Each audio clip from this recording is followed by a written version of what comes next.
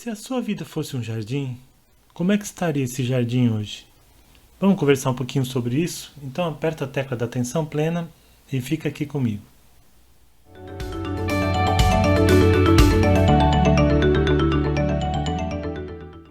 Olá, meu nome é César Tucci e eu gostaria de bater um papo sobre como você está se sentindo nesse período tão difícil que nós estamos atravessando e como você tem cuidado do seu jardim. E para usar uma metáfora usada por um outro poeta chamado Vanderly, fantástico Vanderly, eu quero trazer um pedacinho da música dele que eu espero que o YouTube não emudeça, né? Chama Meu Jardim.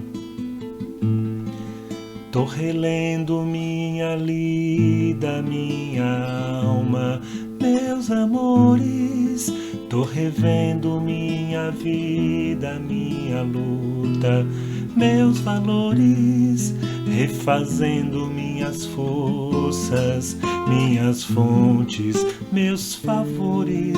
Tô regando minhas folhas, minhas faces, minhas flores. Tô limpando minha casa, minha cama, meu quartinho. Tô soprando minha brasa, minha brisa, meu anjinho. Tô bebendo minhas culpas, meu veneno, meu vinho. Descrevendo minhas cartas, meu começo, meu caminho. Estou podando meu jardim. Estou cuidando bem de mim. Estou podando meu jardim. Estou cuidando bem de mim.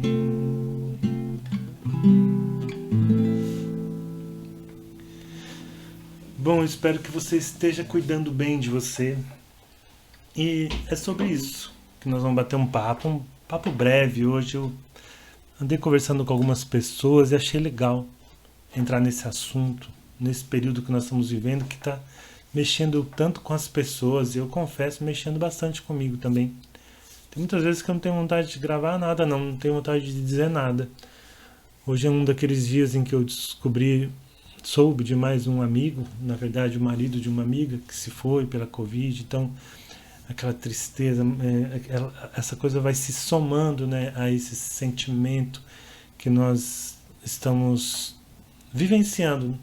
No entanto, né, é preciso avançar, é preciso que a gente cuide desse jardim que é a nossa vida, para que a gente saia, como eu dizia quando eu trabalhava no banco, nas situações muito difíceis, eu dizia, olha, a gente precisa sair vivo e são do outro lado desse túnel. A travessia não vai ser fácil, eu não prometo que será fácil, mas a gente juntos, nós juntos devemos encontrar um jeito de sair vivos e sãos do outro lado. Então é isso que eu desejo também para nós, nesse período que nós estamos vivendo. Então eu lembrei aqui de uma conversa que eu tive uma vez com um grupo sobre o jardim que a gente cultiva, né? Na época, inclusive, eu usei essa música mesmo do Vanderly, que é um cara fantástico, como eu já disse, um compositor fantástico.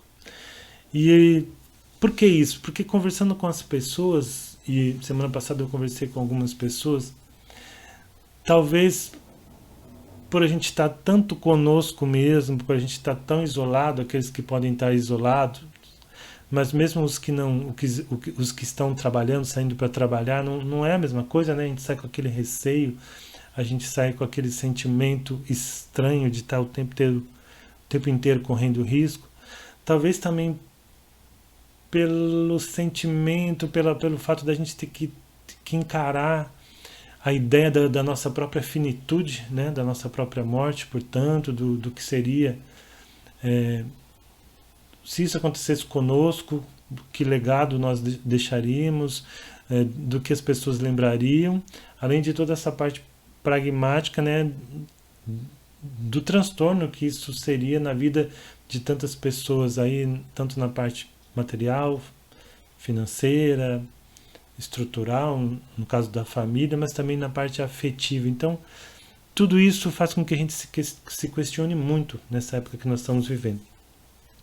E parece, é estranho, mas parece que vem aumentando aquele sentimento de inadequação, sabe?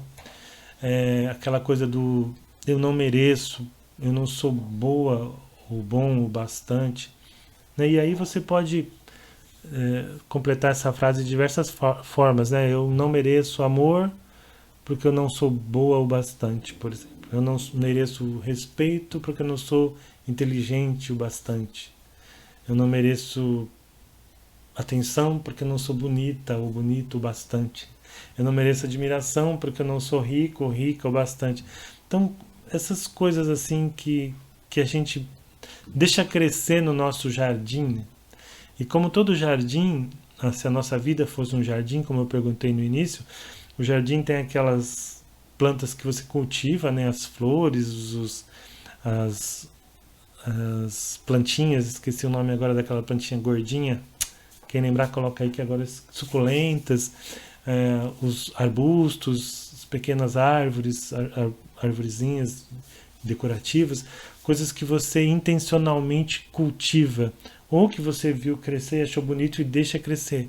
Mas há também as ervas daninhas, há também aquelas plantas que atacam as outras ou que não são bonitas, que causam problemas para o seu jardim, inclusive, né? Então, e outras coisas, né? Às vezes um passarinho, às vezes uma praga que dá, um bichinho que come além da conta, né? Porque é natural, um pouquinho é natural, mas quando é além da conta é que é o problema. Bom, então, quando eu tive essa conversa com essas pessoas, eu fiz essa comparação, né, da vida como um jardim e das ervas daninhas, digamos assim, que a gente acaba deixando crescer no nosso jardim. Né? Por exemplo, uma preocupação com o que os outros pensam de nós. O que vão pensar de mim? O que pensam de mim? Então, isso é algo que mina a sua autoestima, mina as suas energias e às vezes faz com que você deixe de ser autêntico, que é algo que a gente diz tanto aqui, porque você começa a querer se moldar para agradar o outro, ou você simplesmente deixa de curtir algo que você fez, porque quis fazer e acha que tinha que fazer mesmo, mas você está preocupado, e tão preocupado com o que os outros vão pensar, que aquilo meio que perde a potência, o tanto de alegria que poderia te trazer. O perfeccionismo, que a gente já tem falado aqui também, é outra erva daninha, né? Quando passa do ponto aquele nosso desejo de acertar, de fazer bem feito, que é uma coisa legal, né? Há pessoas que têm isso mais forte, a busca da beleza e da excelência, inclusive isso é até uma força de caráter, mas quando isso se torna patológico, quando isso vai para um excesso e você entra naquela assim, se não for perfeito eu não quero, eu não faço, muitas vezes você cai na tal armadilha do bom é inimigo do ótimo, o ótimo é inimigo do bom, ou seja, você quer tanto fazer o ótimo que você não pode agora e você deixa de fazer o bom que você poderia agora. Né? Seria como no meu caso aqui, eu gostaria de estar gravando num estúdio, que a minha cadeira não fizesse esse barulho que ela faz, que a iluminação fosse profissional, o microfone fosse um microfone daqueles chiques, bonitos, que fazem um som maravilhoso, com fundo musical e tal, mas não é assim. E se eu for ficar esperando esse ideal, eu não faço nem isso aqui, que não é o ótimo, mas é o bom que eu consigo hoje. Vamos pensar outra erva daninha, o medo do desconhecido, o que será, o que virá, o que vai ser a nova economia, o que vai vir daqui para frente. Isso é algo que também enfraquece o nosso jardim, né? Desidrata, digamos assim, as nossas forças, a nossa vitalidade, a vitalidade do nosso jardim. Talvez nessas horas seja importante a gente lembrar de outros momentos difíceis que a gente atravessou e que a gente atravessou, a gente sobreviveu, a gente superou, né? E cultivar esse pensamento mais otimista, que tem a ver com as emoções positivas em relação ao futuro, também é uma coisa que nos ajuda no dia a dia a vencer aquelas dificuldades todas que são naturais da vida. Porque se além das dificuldades a gente ainda achar, ó vida, ó azar, vai dar tudo errado, tenho certeza que vai ser um desastre, vai ser uma desgraça, né? A gente cai mesmo numa situação bem ruim e tende a ser uma profecia autorrealizável, porque você com menos energia, menos foco, é, desanimado, acaba realmente trazendo para você um resultado ruim, né? Não quer dizer negar o que há de ruim, não quer dizer negar o perigo, por exemplo, não quer dizer ser um negacionista, não quer dizer ter as coisas em perspectiva, tá? A gente atravessa momentos, crises, nós como seres humanos, nós como grupo humano, humanidade, nós como indivíduos, mas nós já passamos por outros momentos assim e vamos atravessar. Agora, claro, nós temos que nos colocar criativamente, e aí, de novo, a importância de manter a mente aberta para encontrar soluções, para encontrar o melhor momento de atravessar esse e outros momentos que virão. Tem a tal da impotência aprendida, que está muito ligado a isso. Eu tenho medo do futuro e acho que nada do que eu faça poderá mudar esse futuro. E muitas vezes, porque impotência aprendida? Tem toda uma experiência ligada a isso, mas não vamos perder tempo com isso. Vou falar só do conceito. É algo que você, por vários motivos, desenvolve a crença que, de fato, nada que você fizer importa ou mudará o futuro, o que é errado, né? A gente tem até aqueles filmes, né, que bater da asa de uma libélula ou de uma borboleta afeta todo o universo e é por aí. Todo ato nosso tem uma consequência e todos nós temos condições de buscar dar uma resposta única, pessoal, àquilo que está nos acontecendo, que está acontecendo no mundo. Claro que a gente vai ter que estar dentro do nosso círculo de influência. Tem coisas que a gente não tem, né? Já falei isso aqui, eu não tenho como ir lá negociar mais vacina, mas eu tenho como usar máscara, eu tenho como fazer isolamento social, eu tenho como não negar a ciência, eu tenho como não aderir a ideias que não tem nada a ver, são ideias absurdas que hoje se veiculam aí, negando a própria ciência, a eficácia da vacina.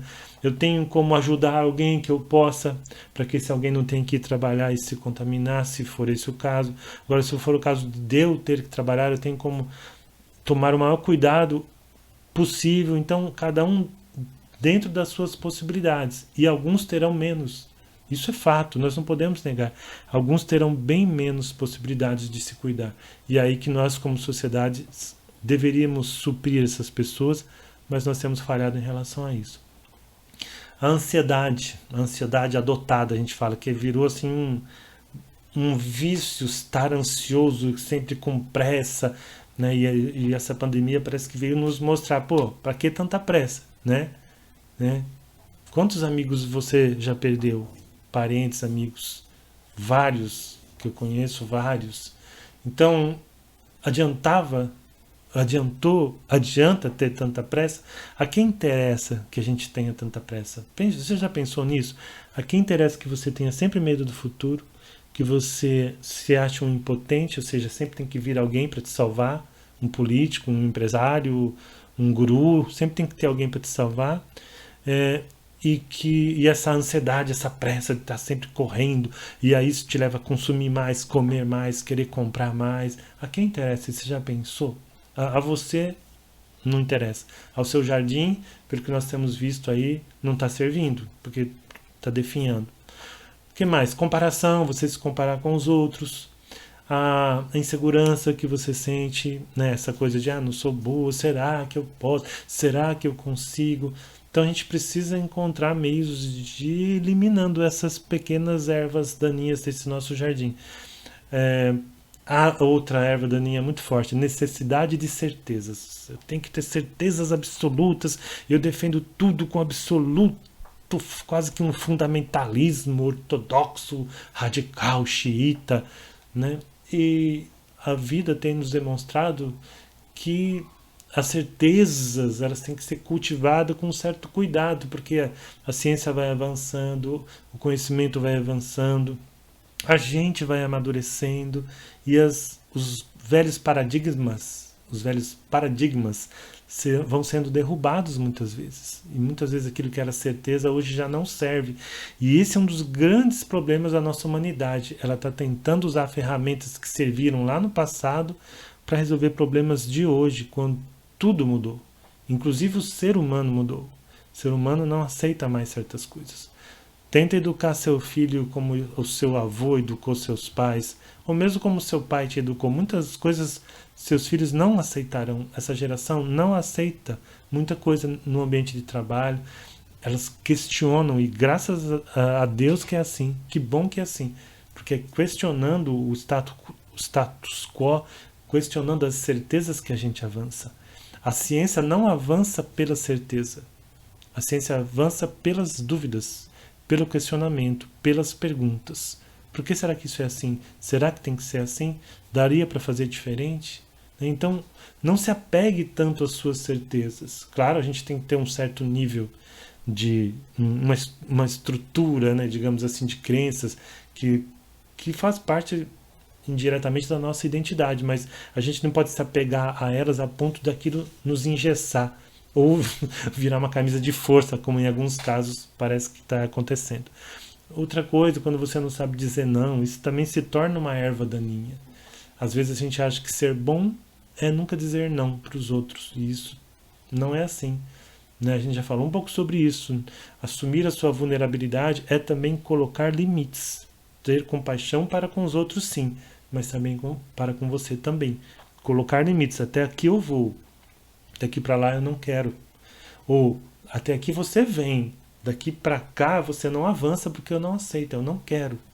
Né? Então, isso também é importante. E a outra é você querer ter controle de tudo. Isso é só caminho para loucura, porque o mundo ele é probabilístico, como a gente diz, a vida, o mundo é probabilístico, ou seja, provavelmente vai acontecer assim, assim, assado, mas não necessariamente será assim. E ele é cíclico, nós enfrentamos ciclos, né? Nós estamos num ciclo agora que parece que não tem fim, que é esse da Covid, né? Mas ele vai ter. Um dia, olhando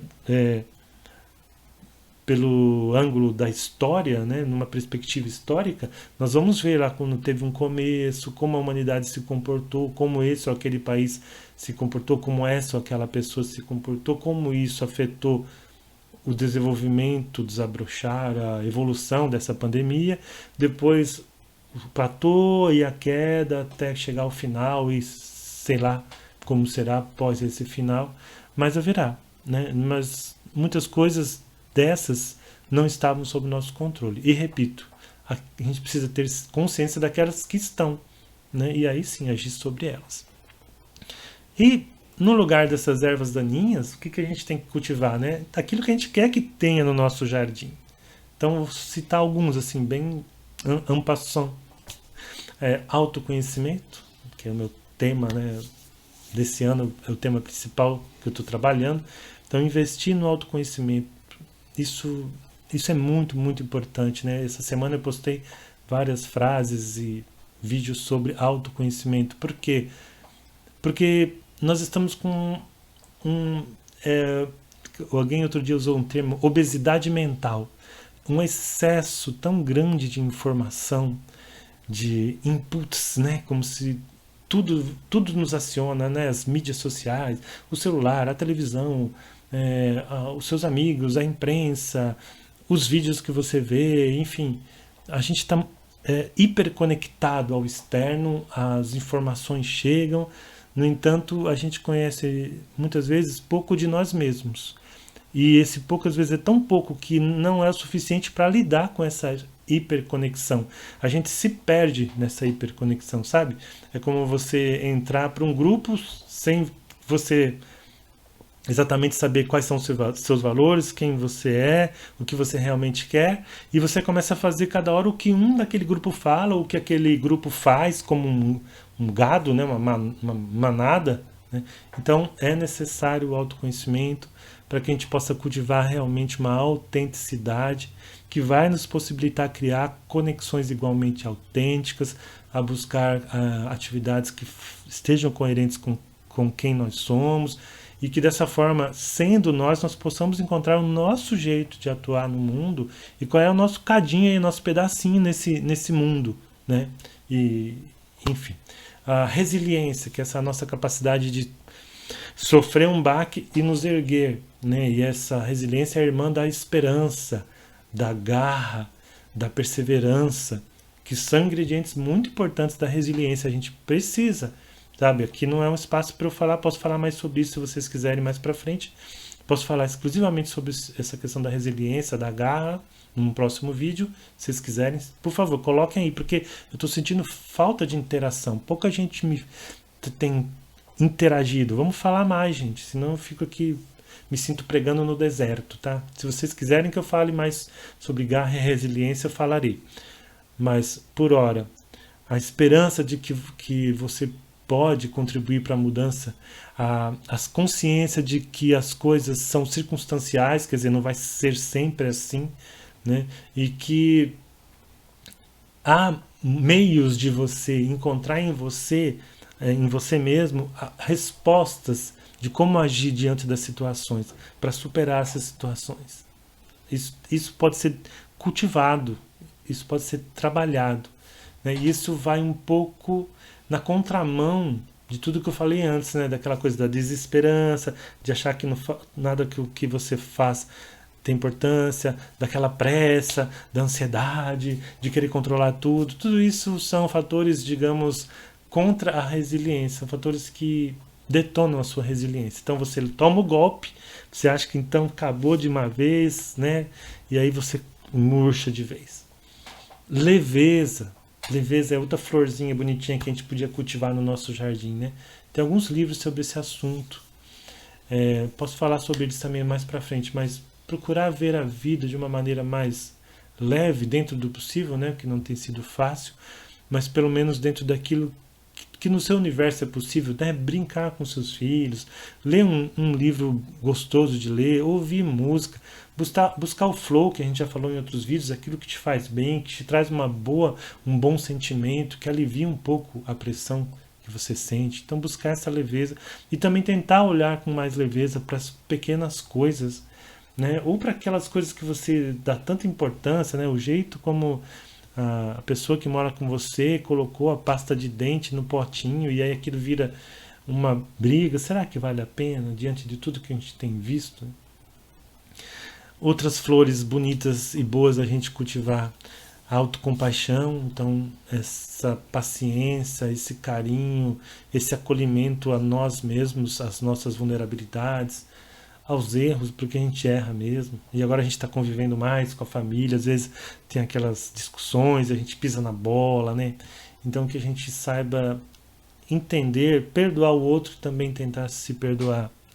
O riso, a música, a dança, por que não? Por que não botar uma música e começar a dançar? Por que não rir, né? Por que não procurar as pessoas que você ama, já que não está dando para encontrar?